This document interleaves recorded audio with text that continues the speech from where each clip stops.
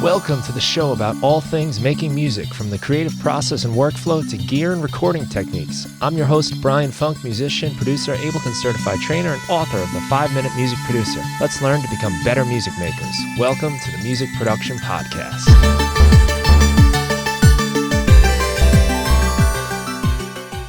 Today I'm speaking with musician and songwriter John Paul Vest, who heads the band Last Charge of the Light Horse. Their new album is called In the Wind, and it's available everywhere. JP and I spoke a lot about songwriting through both a practical and philosophical lens, sharing ideas, strategies, and perspectives on the craft. We discussed how our environment and the venue we are in affect how we perceive music. Please welcome John Paul Vest to the Music Production Podcast. Welcome to the Music Production Podcast, JP. Thank you. Good to have you. Thank you for having me. It's a pleasure to be here.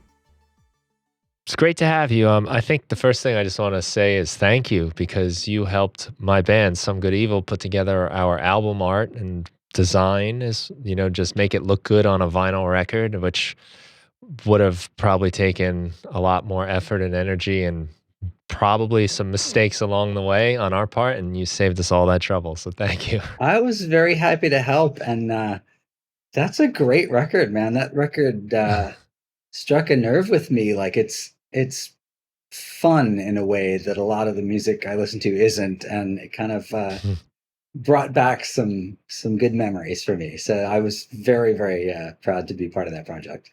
That's cool. Yeah, well, it's a reflection of like the fun we have when we play together, I know you know all about that kind of stuff when you find the right group of characters to play. Yeah.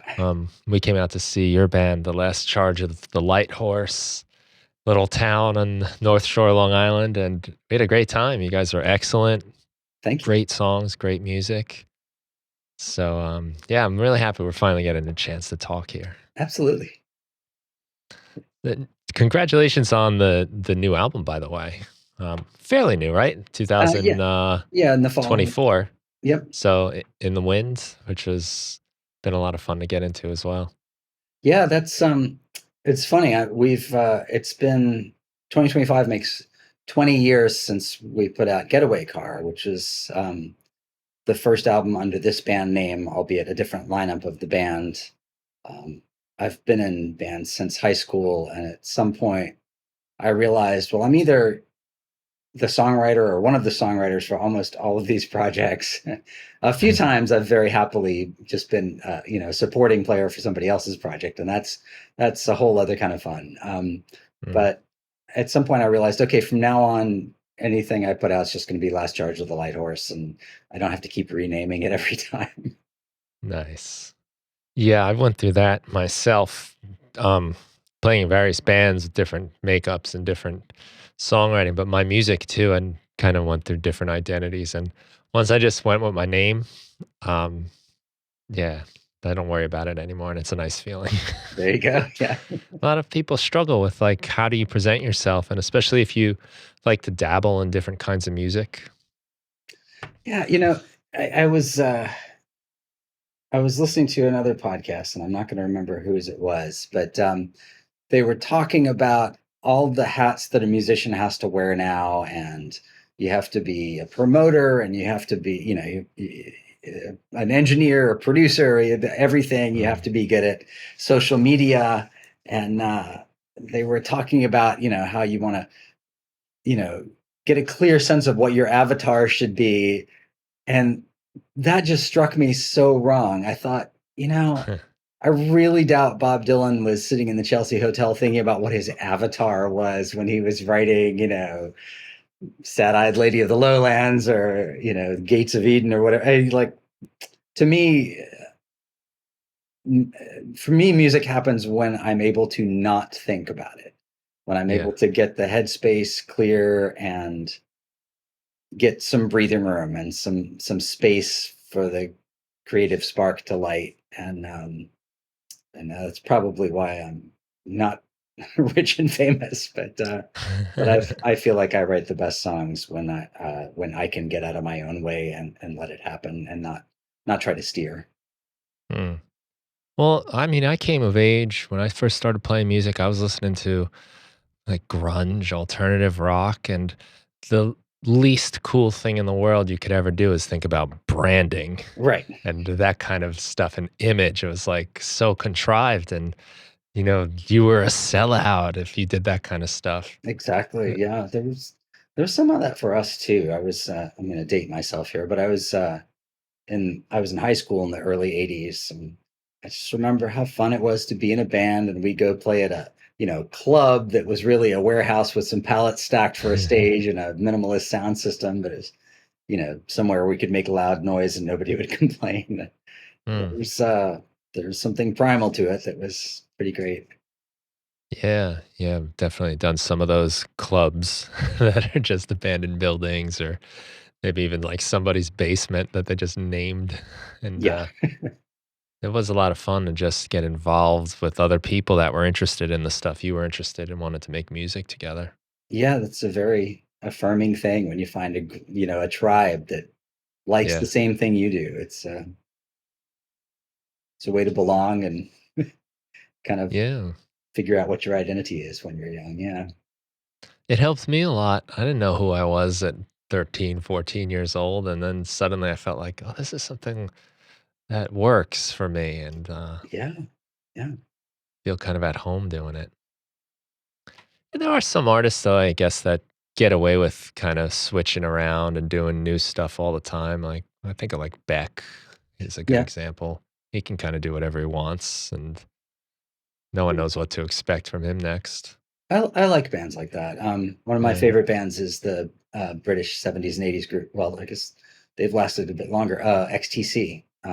Hmm. And I feel like everything they released, every album's different than the next one, and every song's different than the one before. And they even stepped away and sort of took a page from the Beatles playbook. With Sergeant Pepper's, they did a what was intended as, I think, just a goofy side project, the Dukes of Stratosphere. And they said, Hmm. okay, normally they spend a lot of time in the studio, everything's very meticulously crafted. They said, okay, we're going to use only 60s equipment, and we're going to limit ourselves to 2 takes on any song, and we're just going to lay down these kind of very psychedelic 60s inspired songs. And so they did an EP, and it was their best selling record. So they did another one.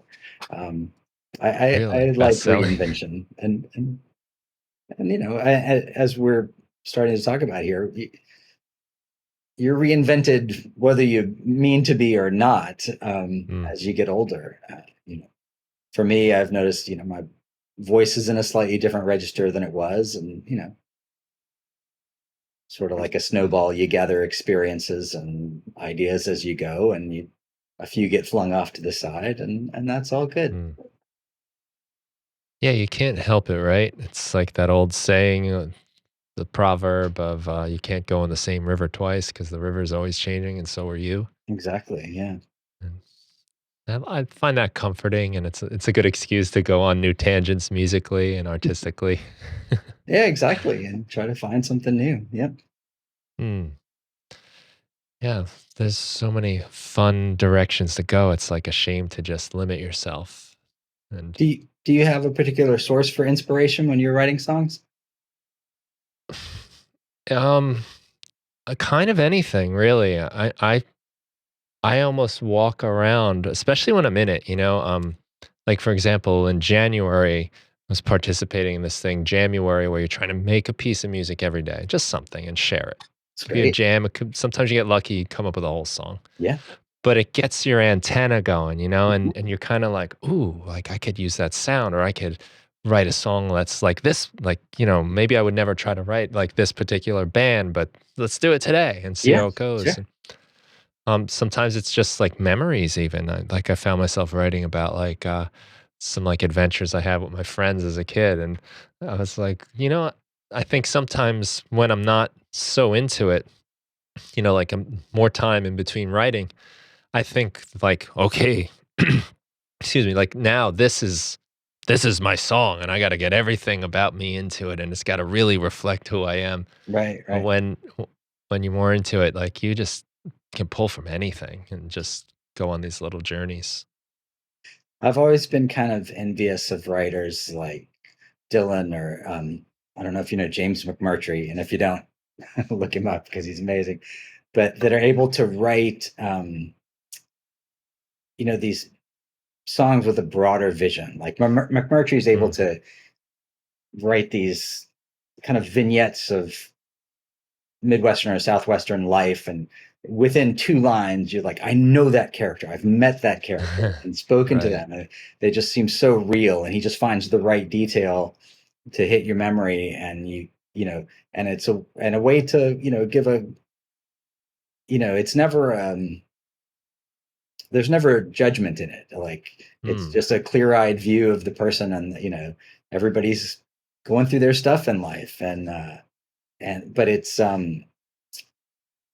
you know and Dylan, of course, has written stuff like that. The times they are changing, and you can see the broader picture. And I don't know if it's a result of being like physically nearsighted, but I feel like my songs are more myopic. They're about my experience, and pretty small, and usually you know zeroing in on a moment when something happened and you felt something special there, or and sometimes that I'm not aware of at the time. But then Mm. other times, like on our latest album, there's a song called Bridgeport Shanty, where I'd come up with a little bit of music, and I was like, okay, what's this going to be about? So I'm flipping through my notebook, and I found a passage it's something I just scribbled down on the deck of the Bridgeport ferry coming back from Connecticut. It's nighttime, it's cold, the last of the lights fading, and it's getting dark, and there's only a couple people out on deck because it's windy and cold. And it was descriptive, and I thought, okay, that's something to go for. So I started looking at a map, because I don't actually know what Port Jefferson Harbor is called. Like, is it Port Jefferson Harbor? So I started looking on a map, and I realized that one of the spits of land on, I guess, the eastern side is named Mount Misery Point. And I thought, Mm. well, ooh. So then it became a song about a fictional person riding the ferry after a bad breakup, and he's descending into the darkness of the aftermath of the relationship going south. And I don't know. I guess that's just funny, but it was that has nothing to Funny do with my destination. actual life. So Well, that's a fun thing you bring up. For one, I'll say that sometimes when you get really specific, like you were saying, like you like to do, I think that pulls people in sometimes more than these general statements. Because, like, I might not have been on that I have been on that ferry actually, but I might not have had, like, that situation, but I can get there. yeah, Maybe mine happened in, like, a car ride or, yeah, on a park bench somewhere, but, um, something about when you really just write out details, if you're if you're clever about which ones you select and which ones you leave out, I guess, too, yeah. you can really draw people into this like world where it's like, yeah, I'm not that. I don't have anything actually in common other than like the humanity that rings through all of that. And that cleverness is you're absolutely right about that. That cleverness to me is a funny kind of balancing act, because I feel like as a songwriter, you only get better by honing your craft, listening to what other songwriters do, what worked there, what didn't, discussing it with other songwriters, getting feedback from people. Did this work, did this not work, finding people that you trust who Mm. will be honest with you, like, that's not your best work, which hurts to hear sometimes, but it's helpful. But learn all that stuff, and then try not to remember any of it when you're writing. And I feel Yes. like picking the right deal or details is a matter of me being quiet when the song is writing itself, because I'll have a tendency to say, no, no, not that one. And the song knows best. Like, I've just Mm. learned, leave, leave it alone when it's being written, sit a couple weeks. If something really doesn't feel right, then you can change it. But just getting out of my own way is the whole thing these days.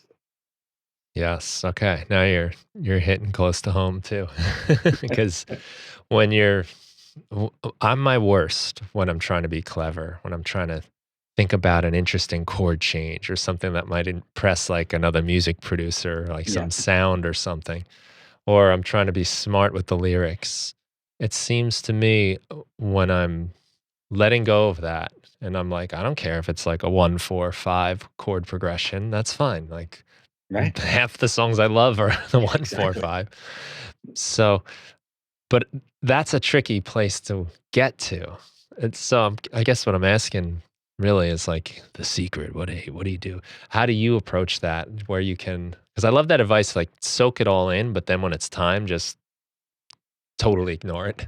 Well, part of it is just remembering not to edit in the moment. Like you can edit later. There'll be time when when the ideas are coming, just write them down and let it go. Mm, I'm not a prolific writer, so I'll write maybe 3 or 4 songs a year, maybe. Occasionally, five or something. But we so we moved to the house we're in now about 4.5 years ago, and it was the middle of COVID, and so a lot going mm, on. But in anticipation of the move, I took all my amps and guitars and things, and my friends Martha and Tom let me store them at their house. So I just kept one kind of cheap acoustic guitar by the desk. And after we moved in, we're settling in, and I'm working and stuff. So I just kind of stuck with that one acoustic guitar for a while, and I'd pick it up when I needed a break from the computer or in the evening or something and noodle a little bit. And if I'd get a good idea, I'd record it on my phone and, play it again the next day so I didn't forget it, and kind of assembled little, like, it's like confetti or more like a jigsaw puzzle, actually. I was saying this to someone the other day. Um, and eventually, we moved in late September, early October. So over the course of the fall, I'm just assembling, maybe it's a little melodic fragment or a chord change I like, or a little riff on guitar or something. And it's not, complete verses or choruses or anything by any means, but I would just play through them in different orders every day, and made a little, playlist on my phone that I could listen to when I was out for a walk or a, bike ride or something. And it was kind of like taking a jigsaw out of the box, putting all the pieces on the table, and just swirling it around with your hands. And right. then I got to late February and I went like this, and whoosh, like the whole puzzle was done. And in the span of 4 days, I think I had 8 complete songs. And it was, Mm. don't know where the words came from, don't know how that happened, but it just did. And so we put that out as our album Octet because it kind of almost felt like 8 parts of one song, although they're all very different. But Mm. it's nice when that happens, but it does not happen often. Yeah, because it is weird because there's like something to be said about letting these things organically kind of like bloom like a flower or something. And you just maybe water it every couple days or maybe not water it every couple days. Just Yeah. kind of pay attention to it as it's happening. But then there's also something to be said about kind of getting the shoehorn out and really working on them. Yeah. And I should clarify this. I feel like I have luxury of my approach because I'm not a professional musician. Like I don't make my living doing this. I keep my soul and my spirit alive, but I have a day gig that keeps the bills paid. And I think if I was under pressure to, get another album written, uh, Hmm. my process would probably be different, and the results would probably be different too. Maybe Yeah, better, maybe absolutely. worse. I don't know. Mm. Yeah, who's to say, right? Right. I feel the same way too, having a day job teaching high school English. So, yeah, like I don't need to do it. And I do put a lot of pressure on myself to do it. So, there is like kind of some kind of, you know, person in my head like making me feel guilty, you know, Yeah. and all of that. But the ability to kind of not rely on it is helpful. And I feel like you, I don't know if this like kind of musical life I've built around myself would be better or worse. I might be taking like jobs I don't want to do really and Yeah. work that doesn't mean as much. Yeah. That pressure is a real thing. I feel that too, and it's I mean, partly I guess for me, being a songwriter is part of my identity, and it's how I process life. Um, Mm. and I wrote a song a few years ago called "What If," that I was really struggling as a writer, and I felt, a lot of self-imposed pressure. Music has definitely been a thing that's made me really miserable a lot of the time because it's not coming out the way I want it to, and Mhm. I can't exactly articulate how I want it to. Um, but I sort of had that aha moment of like, in my case, I was still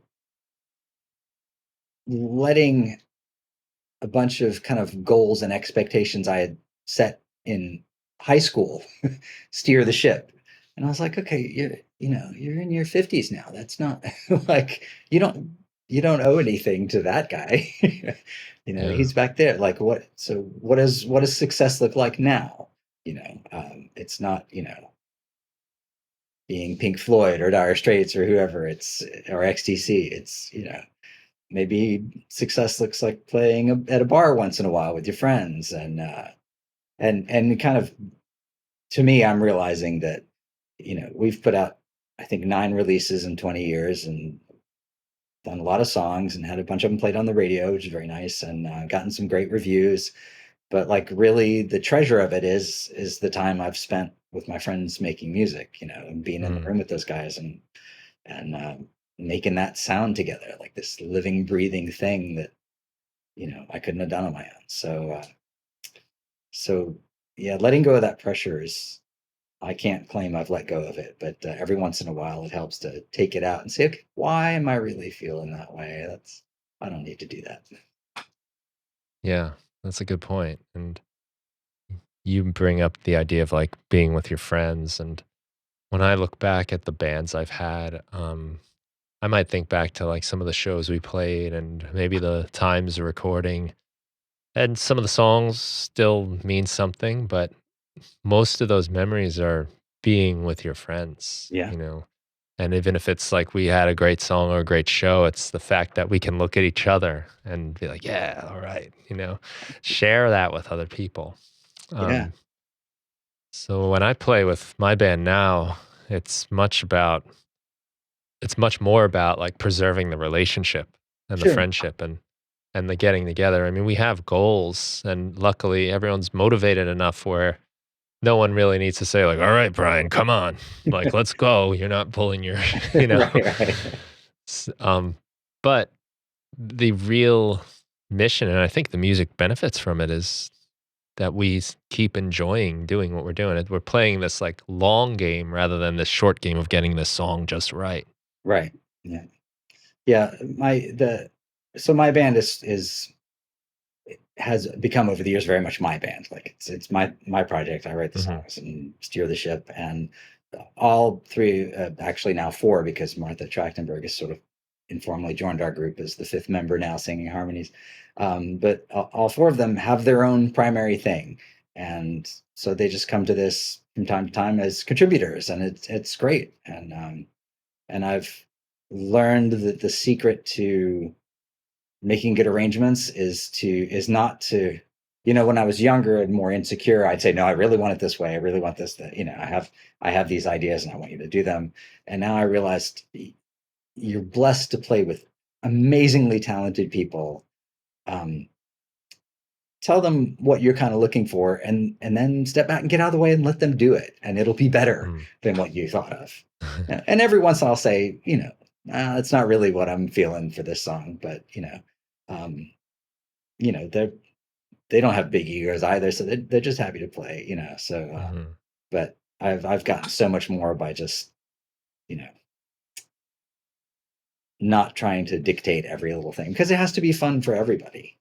you know Yeah. and everybody has to be able to express themselves, get something out of it. Yeah, I totally agree. I think it took me a long time of making music by myself with a computer and getting to be the dictator that Right. gets to decide exactly where the kick drum goes and where that bass part gets played. And I mean, I love that too, Yeah. but That's I don't have to impose that on my friends anymore. right, right. Exactly.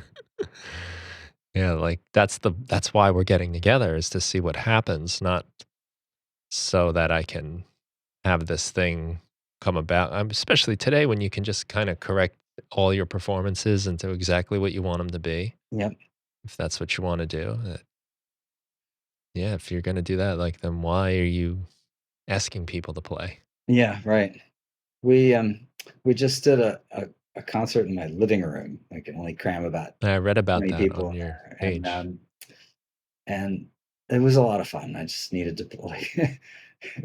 without opening that door, the world is a difficult place at the moment, and just needed, you know, a little, you know, calm in the storm there. And it was just, I feel like the show was as much about the energy of the audience as it was about the band playing. You know, it was the way Hmm. people reacted to things. And it's, you know, when you're in a bar, there's extraneous noise and maybe the sound system isn't the greatest and you don't have control over it. And, you know, it's a different thing. And some people are there to really listen, and some people are there to talk and have fun with their friends, and that's, you know, that's fine too. And but A lot of our songs are kind of contemplative, and maybe it's more about the lyrics, you know, sometimes. So getting to play in a, you know, quiet space with people who are really there to listen and enjoy it, you get a certain kind of energy from that. It's a lot of fun. Yeah, it's a different feeling, that's for sure. It is. Um, yeah, I read that post on your site, which I appreciate that you document all your work and give your thoughts about it. It's nice to follow along to get inside another artist's head and how they're seeing things. And you did mention one of the songs, "Too Young," got a really nice reception, and that must be nice to just see how sometimes certain things stand out a little bit. And Yeah, that was a, you know, that was a song I wrote for someone in particular, and you know, just a, beautiful song. thank you, thank you. And it's, um, I'm very proud of the song, and I love how it came out. And I feel like, you know, knowing how important what it was to me, like Pemberton and Sean really like played their hearts out on that song. And we got Owen Dodds. Someone put me in touch with him. He's a really gifted piano player over at Stony Brook and played on it. And it just came together really, really nicely. And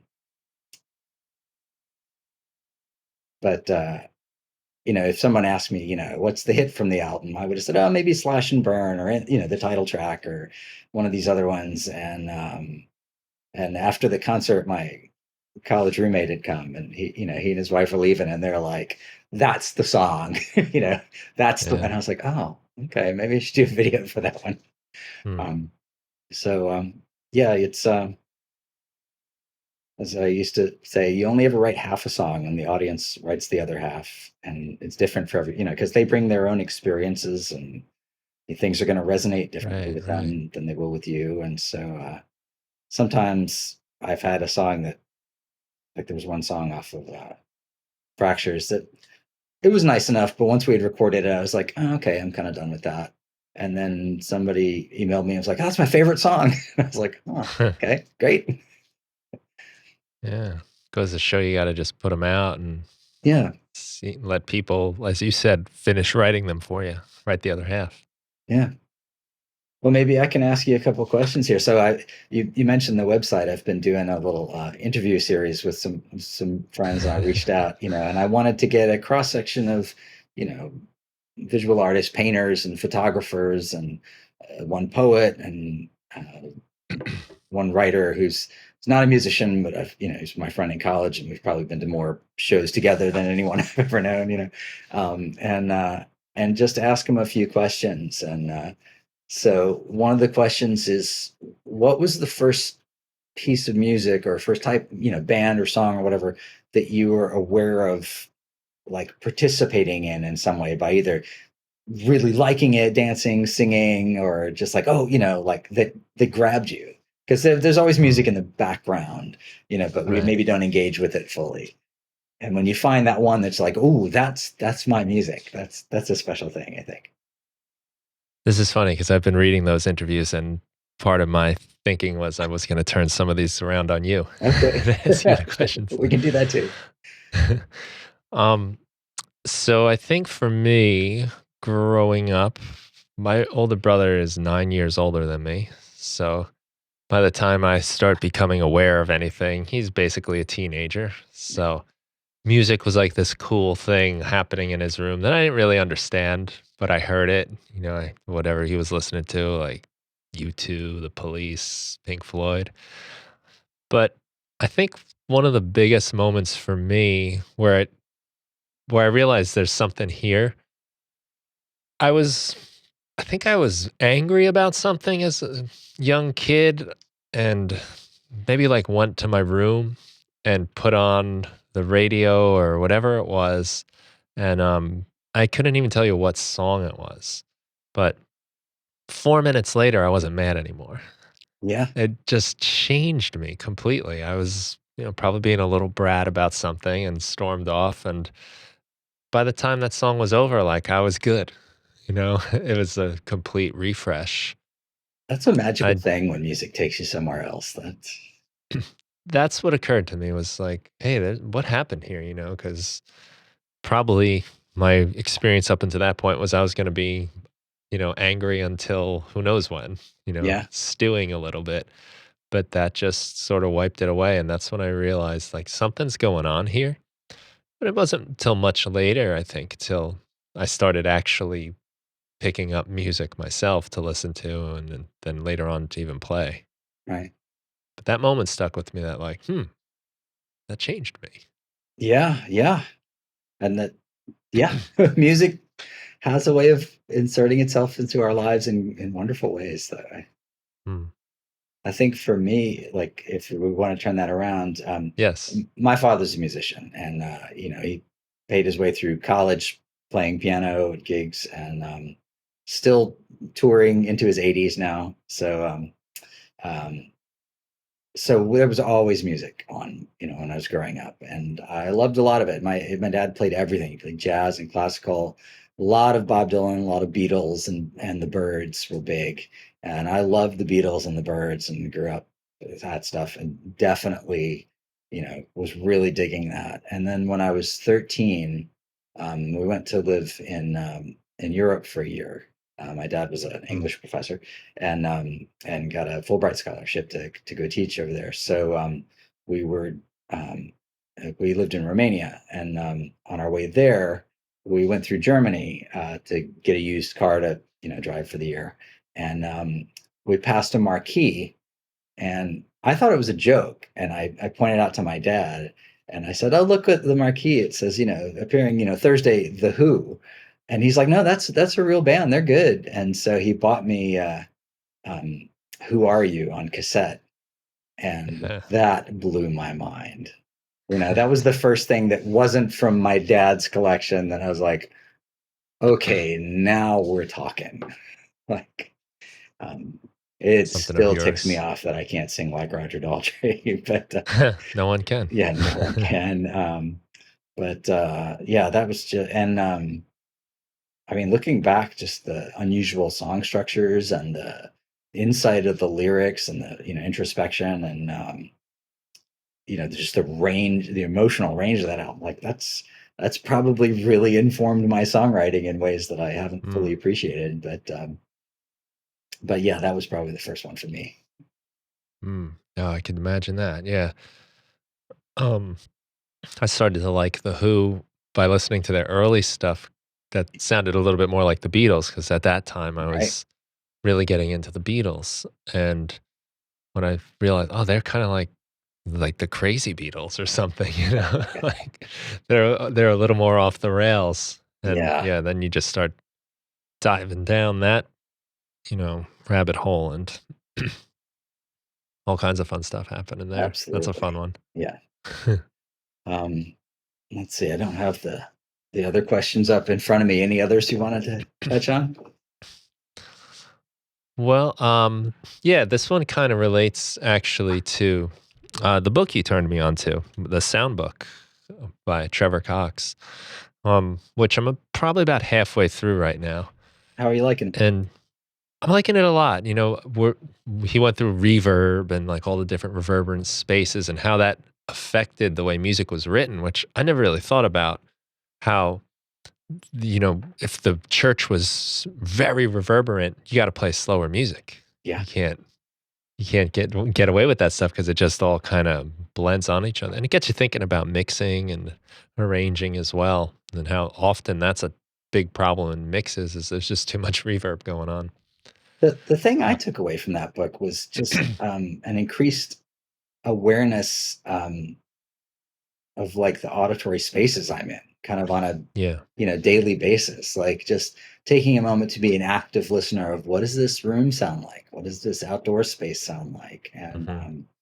and once you turn that on, it's kind of hard to turn it off. Like I, Yeah. there's a line somewhere in the, it's been a few years since I read it, but somewhere in there about how there aren't as many quiet spaces in the United States anymore. Like, Hmm. a couple hundred years ago, there wasn't anywhere like the level of, day-to-day noise there is now. There weren't, motors everywhere and machines. We weren't, listening to the radio all the time, and more music is good music, as far as I'm concerned. But there's something to be said for quiet too. Yeah. So I teach a sampling class for Berkeley Online, Oh, nice. and one of the big aspects of it is field recording. And this is like stuff we talk about all the time and stuff I'm always thinking about. Like, pay attention to these sounds that are around you. That your life is full of them.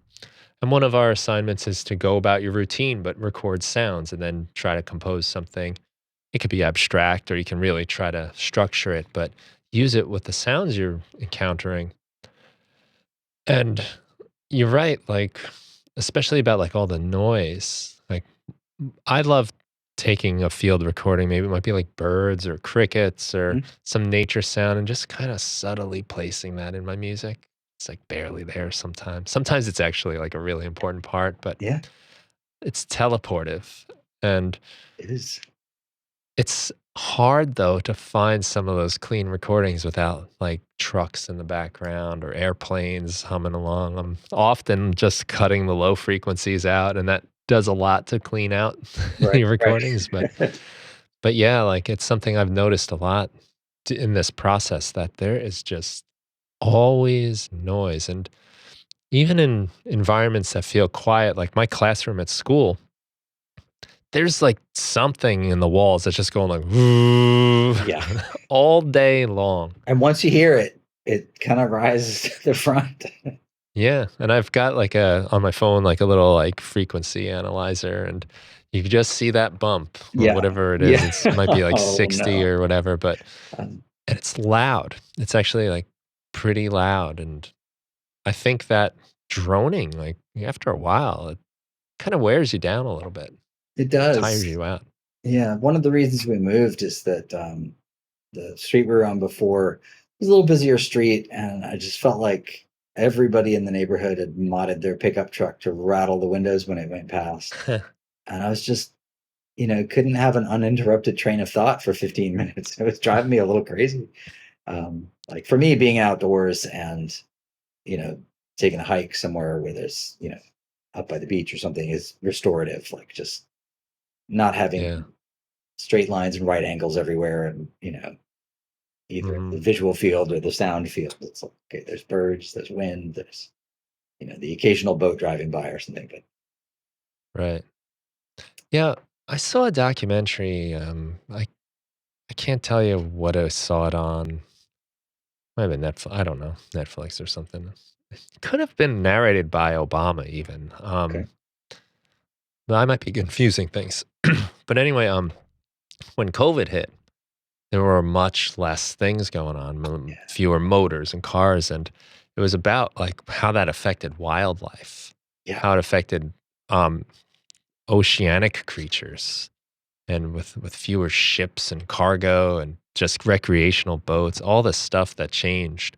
Animals were coming out and like showing up in places you hadn't seen them in a long time. It has a real impact on the natural environment. I'm sure it's doing something to us, I think during 9/11 was another instance where they shut down all the air traffic and right? the No boats, airplanes. were stopped, and I think the whales in the ocean were like, "Ah, okay, we're Yeah. nicer now."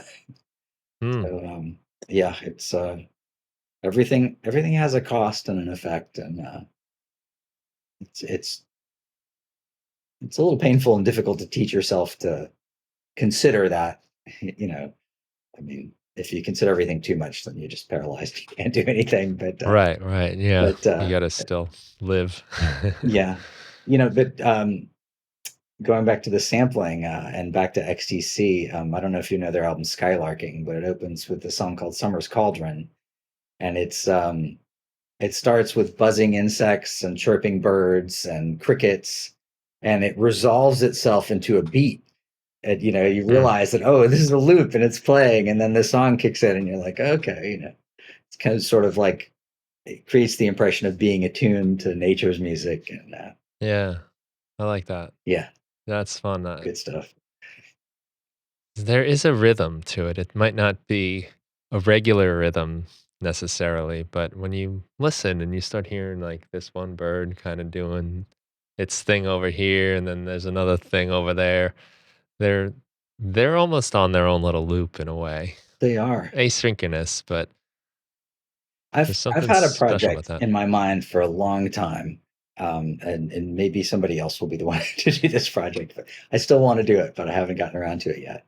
And it was sparked by something that I think it was Stuart Copeland said that Mm, he traveled to Africa to learn about African rhythms, and it seemed like each village he went to had their own rhythm, and he just couldn't figure out what the time signature was for the longest time. And then he finally clicked that it was a rhythm of like a speech, like a sentence. So it had to do more with the way you speak. And so my thought was um, to maybe take lines of poetry that are in public domain or something. Just find a really good sentence, with an interesting rise and fall and rhythm to it, and record a voice, mine or someone else's, speaking that sentence sort of on a loop a few times, and have the loop sort of dissolve into just the rhythm of that sentence, and then have a percussionist kind of riff off of that and have that mm. sentence become a piece of music, just that rhythm, kind of deconstruct it that way. I thought that would yield something interesting, but I'm not sure what. Yeah, no, that's a cool idea because we do have that. Right, There's something to it. I know when I'm writing my lyrics, I'm kind of looking for these rhythms of words. Where do the consonants go, and right. where are the long notes? Well, Um, you've got your awesome book cover there, 5 minute music producer. So oh, look at there's a that! rhythm to that, right? Conveniently, 5 minute music producer, 5 minute music producer. Like there's a rhythm to that. There's hmm and English is great because you've got natural stresses and hard beats and weak beats, and you know falls at the end unless it's a question, then it goes up. And yeah, there's music in there. I think Steve Reich yeah. has probably done some stuff like that. Well, if you did it, or if I did it, or if anyone did it, we'd do it our way. Absolutely, yeah, Even if we were trying to copy the other person, yeah, you'd still kind of do your own thing. So to bring it back to this sure. idea of like I guess acoustic spaces, when you were talking about the concert in your home, I wonder if that song would have hit the same way at the bar, Probably not. Yeah, it's you know? yeah, yeah. Where you play, and like I've learned over the years to kind of that what I go in expecting to play might not be what works best. So hmm sometimes if you going to a place where I think, okay, there's loud bands in here. This will hit harder if we do all the rockin' numbers. And sometimes it's the reverse. You play the quiet ones with Mm. some space in it, and that works better. So um, the guys I play with I'm fortunate that they listen, and they adapt to what's going on, and it's uh, it's fun to be along for the ride there. But yeah, we did a show years ago at Dave Dirks used to run Acoustic Long Island over at Deep West Mansion in St. James, and so he'd have like a short open mic where people would go play one song, and then he'd have a featured performer, and it was 50 or 100 people or whatever it was crammed into one room in this old house in a sort of a semicircle, chairs elbow to elbow, and it was very much a listening room. People that were there to listen, which makes a big Mm. difference. And we've played there a couple times on the front porch, and that was fun too for the summer concert. But playing indoors, that show, the music just resonated with people in a way I didn't expect. And within like one or two songs, I just knew that like everybody in the room was right there with us for every word of the lyrics, every note of the music. And I had people coming up to me, talking to me about that show for years afterwards. I was like, oh, Really? I'd love to recreate that somehow. Mm. Um, maybe if we were more famous, we could play at nice venues that would help us Yeah. create that. But for now, it's my living Well, room. but that's cool too. I mean, there's something personal, just the fact that it's your living room Yeah, and you've got your songs that are inviting people into your life and then literally into your world in your living room. I think that probably has some psychological impact on how it's all perceived. it does. It's funny. You just touched on something there I hadn't thought about for a while, but um, I know everybody does music, differently and for their own reasons. And uh, I think it was Ann Wilson of I'm gonna butcher what she said, so apologies to Ann, but the singer for Heart was saying there's some people that are like do music, it's from the outside in, like they want to connect with people, they want to, draw those people in, and then other people have something inside them that need to get out. And so they do it from the inside out. And both approaches are valid. It's just, a function of your personality and who you are. Mm, And for me, um, I think some people do music as a way to be seen and heard, you know, um, and to seek some sort of validation for that. For me, it's probably that too, but I find I'm most comfortable when I disappear and the listener's only aware of the song and the music.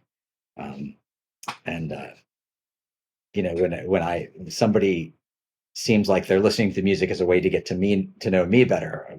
That's almost off-putting. But when they're just fully engaged with the song and want to know more about the song, that's wonderful to me. So mm. Yeah, I kind of gather that even by what you said about being on the ferry and writing about this sort of fictitious character. yeah, And you got me thinking because I like to do this a lot as well, where a lot of my narrators of my songs, for lack of a better term, I guess, they're either maybe like a passing feeling I had or an exaggeration or just even like a total character. Like I'm going to write this from the perspective of someone that's really delusional or yeah, but believes it. And um the tricky part is I think so many people think that every time you pick up your guitar and sing, it's like I'm opening my soul and this is right. me. And there's truth to it, but it doesn't like sometimes people be like, "Are you okay, man?" I'm like, "I'm fine. Like I'm having a great time. I'm enjoying going in this direction with this song." And and it's a way to, I guess, kind of see what it's like without having to really do it. Yeah, that you're trying it on. Yeah, Yeah. absolutely. Do you run into that at all, where people kind of look at your lyrics and then psychoanalyze you a bit? And Yes, I've had. I put out an album, and a friend of mine called me, and he's like, "Do I need to take away your shoelaces or anything?" I was like, oh "No, god. I'm okay." But and a lot of my songs are personal and clearly personal. And you know, I I'm so blessed to be married to the exact right person, and so a lot of my songs, in one way or another, are love songs to her, and about our relationship.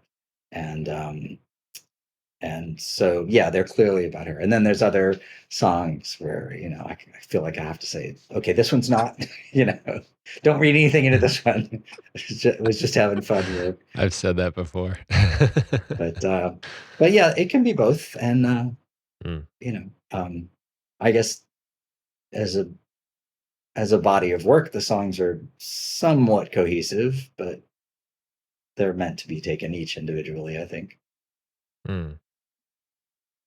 I find too, even I change in relation to the song. Sometimes I start to see what was really happening, or I reinterpret it. Even that That's goes for other people's songs too. that's great when you can find your way back into a song you'd let go, and it means something different.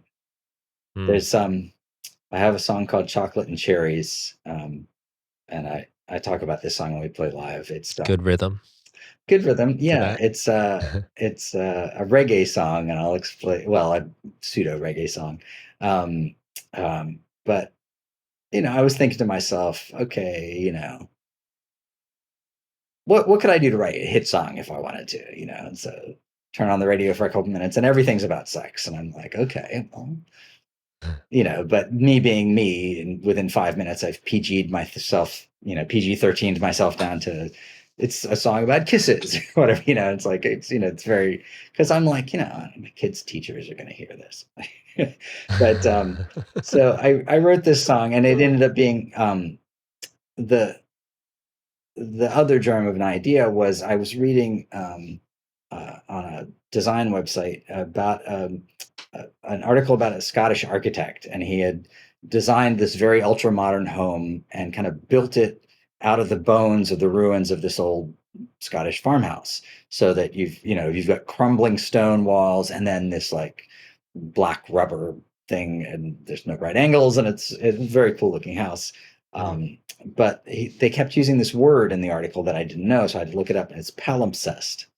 And so the origins are when, in the medieval times when paper was difficult to make and hard to come by, occasionally if somebody wanted to write a book, they'd just take another book and scrape or bleach the ink off and, take the pages apart and cut them differently and write a new book on the pages of the old one.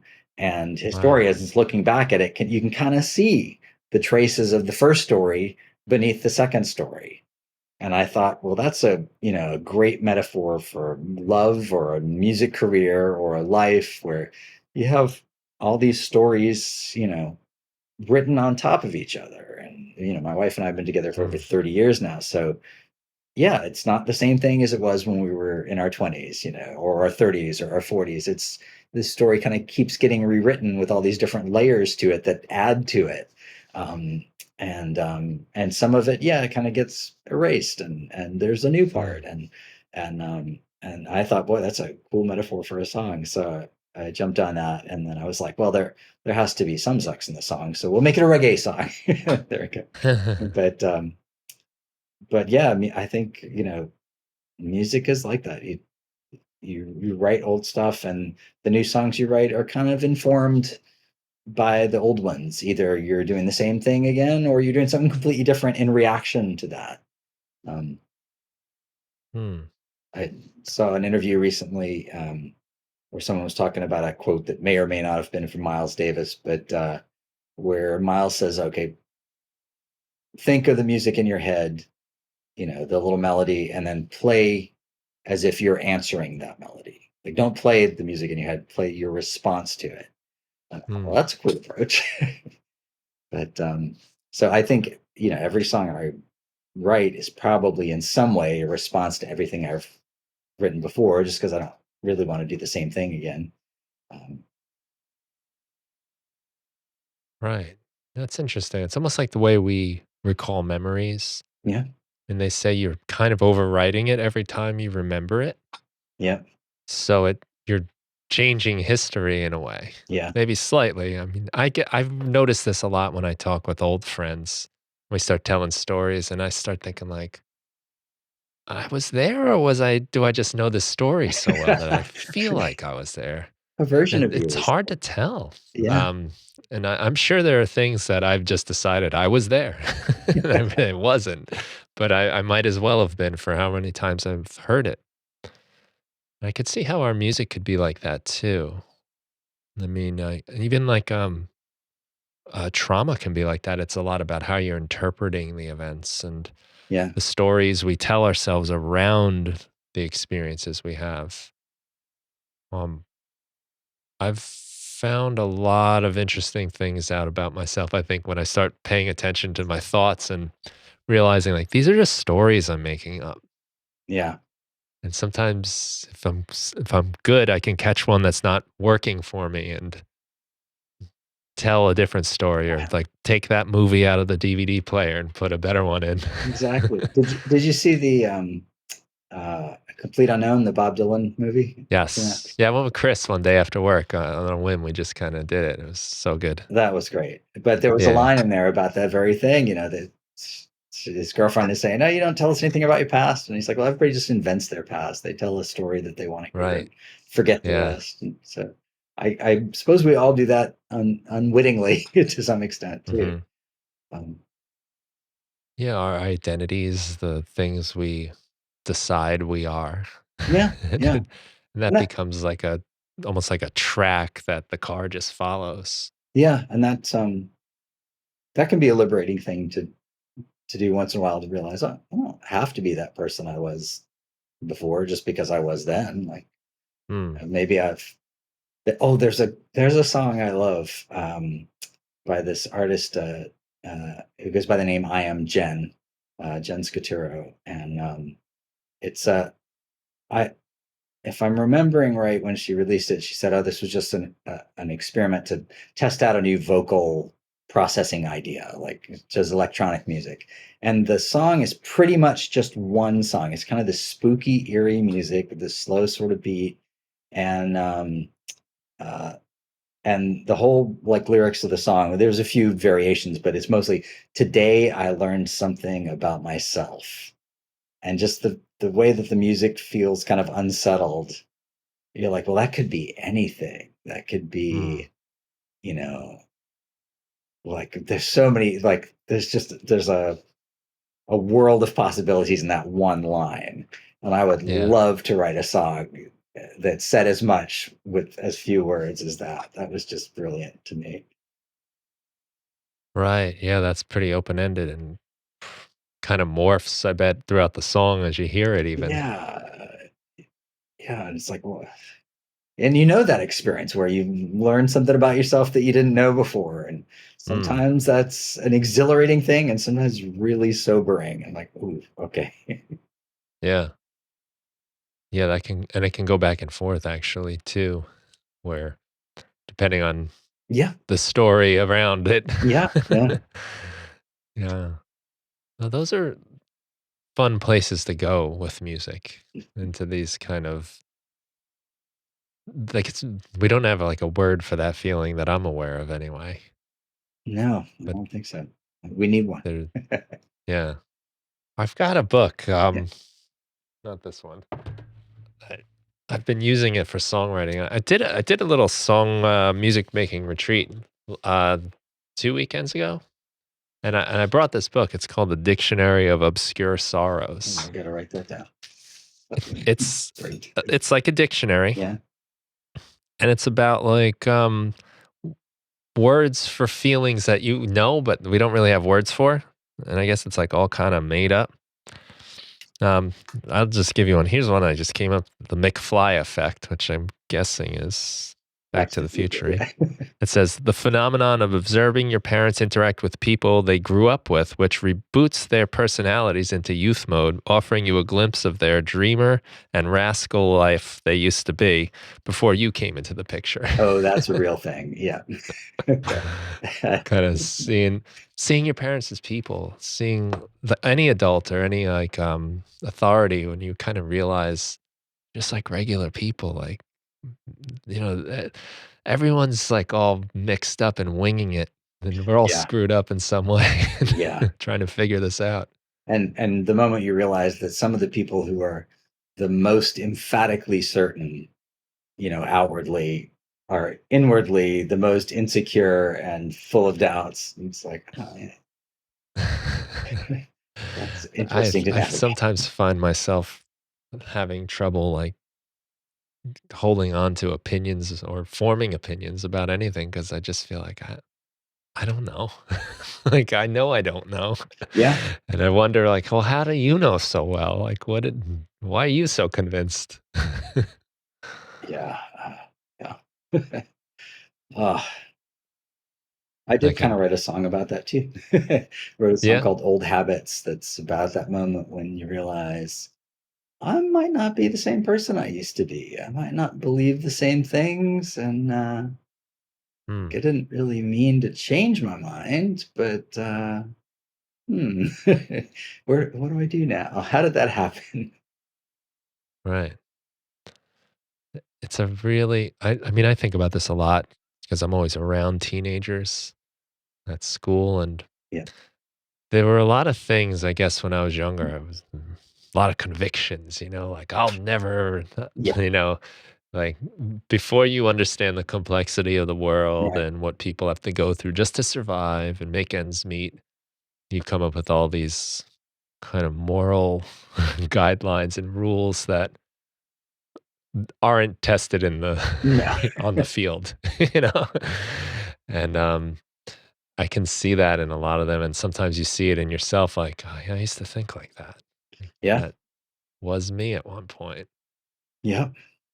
but doesn't work out. I wouldn't have suited me to stick to that. Yeah. Well, and then we get older and we suddenly know everything and we're certain about everything. Yeah, that hasn't happened to me yet. No, me neither, but I'm looking forward to it. Yeah, one day maybe. It's kind of the beauty of it though, that, it gives you something to think about. Yeah. Probably helps songwriting and music making that you get to dabble in these different things and experiment with them and toy around with them. If I can often explore ideas. I guess it's like kind of tangentially with songs, always going directly at them, but through metaphors and comparisons and all that. There's some kind of understanding that comes out of all that. Yeah. I feel like there was a period there, and this is a very broad statement for me to make, considering how much new music is written every day. But I felt like for a while when I turned on the radio, which these days isn't that often because I'm now we have access to our own collections of music and our Hmm. streaming, stream through Tidal and so much great stuff on there. As far as I can tell, the radio's still playing the same songs. Yeah, yeah, but Hasn't I changed I much. felt like for a little while there, and as my friend Pemberton pointed this out to me, like there was almost no metaphor in everything. It's just very plainly said, one Mm. sentence repeated about 30 times, a couple of variations, but there was no metaphor. There was no like specific places mentioned or, none of that descriptive detail. It's like, that needs to come back. We need to, you know, people to engage Yeah. with I like songs that engage with the art of writing. Hmm. I guess the medium, though, the radio almost doesn't have time for that Right. kind of Yeah. introspection and unpacking, right? Yeah. Because it's sometimes, you turn on the radio and you just want to shake your butt. So Yeah. shake your butt is, is what the song says. We that was one of the songs on our newest album too, called Slash and Burn, where like I'm aware that we play a lot of stuff in weird time signatures, 5/4, 7/8, or 11/8, or and Mm, um it's it's done just because it's fun. But like we're not trying to show off or anything, but I do realize that some of my music's pretty moody and introspective, and there's a lot of words, and it's maybe not danceable. And so I thought, okay, to the poor guy sitting at the back of the bar praying for the love of God, will you just play one thing I can dance to? I'm going to write a song for you. And yeah. it's sort of like a poke in our own ribs of like, okay, we're not going to do that. We're not going to be all clever. We're not going to be all smart. We're just going to stick to the groove on this one song. And that was kind of fun too. Do you find yourself sort of creeping into that anyway when you try to do like the mass appeal type of thing and then Yeah. We are who we are. It's like, right. I think that's the cool thing because when I was younger, I used to worry about, and it was probably because I was copying people and I didn't have as much reference to go off of. So, my guitar playing skills amounted to what I'd been playing for that. So, sure. but now I really don't even think about that too much at all. No. Um, Mm. unless I really catch like, okay, this is you're singing "Let It Be" or something Right. like that. There you go. Right. Like you're singing that obvious melody, but um, I just find that I wind up, I guess, distorting it or messing it up even to whatever my own quirks are. That it Yeah. winds up different, and that becomes its own thing. Yeah, exactly. Whenever I've tried to play exactly like somebody else, it's never it never works out. So it It's becomes a your big way by I get default. into my songs these Yeah. days. Is like I'm gonna.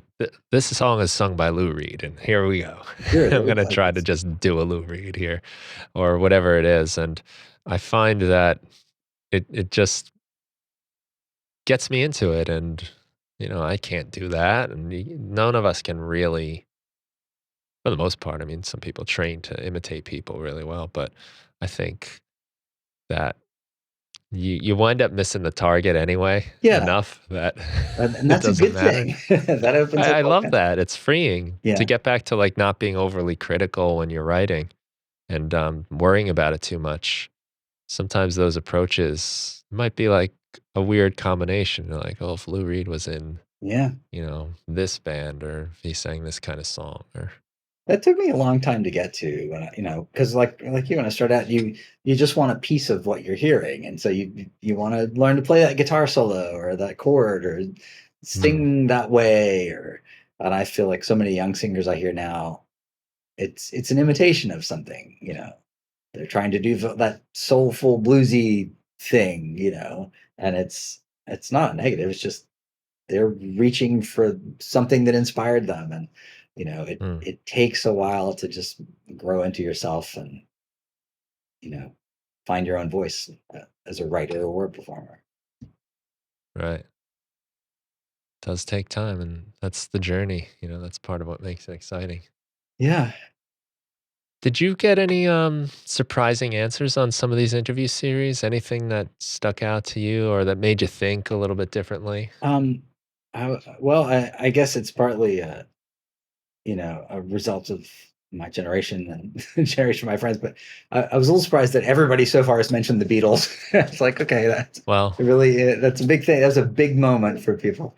Um, and then my friend Tom mentioned traveling with his son and stopping at the Great Salt Lake in Utah, and just something about the density of the air there. It was almost a complete absence of sound, and how eerie that was. It's hmm, just the quietest place he's ever been. Uh, Now I kind of want to go go experience that. Um,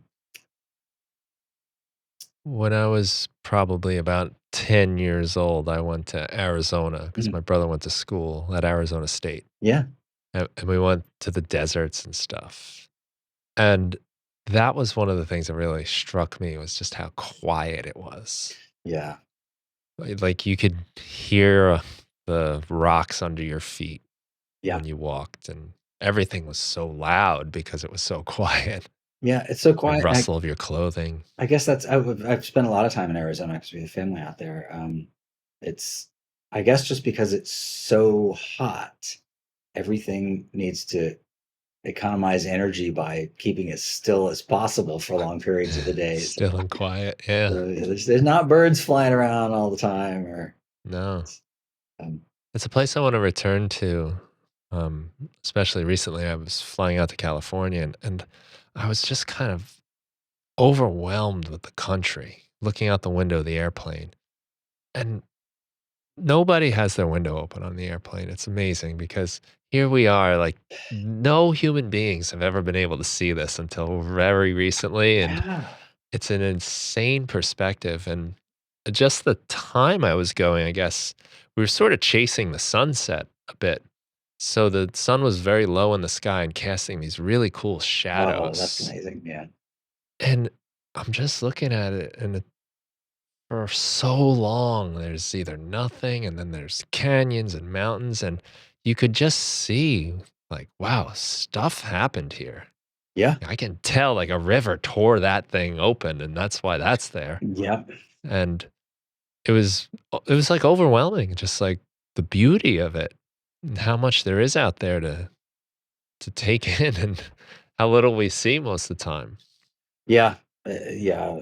Arizona and California for me too. Like getting to go see the redwoods and the sequoias. Like, Yeah, um, just that's amazing. they're amazing. But I recorded sound in the redwood forest. oh, very nice.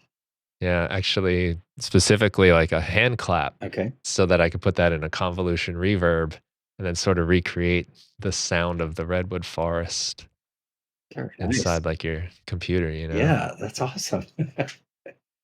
Yeah, but that was California really does have a lot of like if you've ever driven down from like San Francisco to LA, That's it's exactly what we did. Yeah.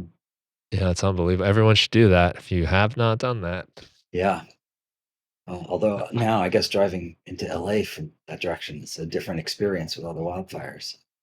Yes. Yeah. I did not see much of that when I was out there. Me neither, Um, fortunately.